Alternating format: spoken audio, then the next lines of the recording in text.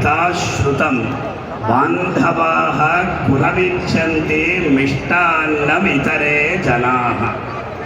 ఒక కన్య తన వరుడు ఎలా ఉండాలి అని ఆ వరుడి యొక్క లక్షణాలంతా ఒకసారి చూసుకుంటారు.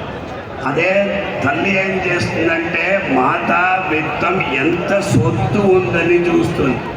తండ్రి ఏం చూస్తాడంటే అతడు ఏ ప్రకారంగా చదువుకున్నాడు, అతనిలో ఉన్నటువంటి విద్యా సంపత్తి ఏమిటి అని చూస్తాడు.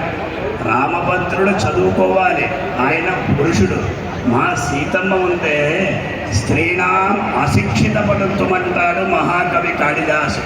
స్త్రీలకి అన్నీ చదువుకోవాలి అని లేదంటే వాళ్ళకు ఒక అద్వితీయమైనటువంటి అపురూపమైనటువంటి అనుభవమైనటువంటి శక్తి స్త్రీలకు ఉన్నది. అదే వాళ్ళు కేవలం విన్న మాత్రమున్నే అన్ని విద్యలు నేర్చుకోగలుగుతారు. అటువంటి ఆవిడని పోయి మీరు ఏమీ విద్య లేదు, మా రామభద్రుడికి మాత్రం విద్య ఉన్నది. అన్నింటికన్నా విద్య ఏమిటి తెలుసా అండి? సంస్కారం. ఆ సంస్కారాన్ని కలిగినది. ఒక్కసారి మా సీతమ్మను చూడండి.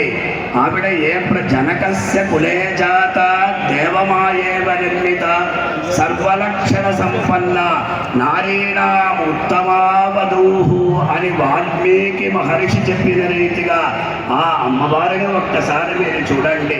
అటువంటి సీతమ్మను వివాహం చేసుకోవడానికి మీ రామభద్రుడు భాగ్యం చేసి ఉండాలండి. అందువల్ల సకల సద్గుణ రాశి ఆవిడ, సకల విద్యా రాశి ఆవిడ. ఇంతకన్నా ఏం కావాలి మీరు చెప్పండి స్వామి?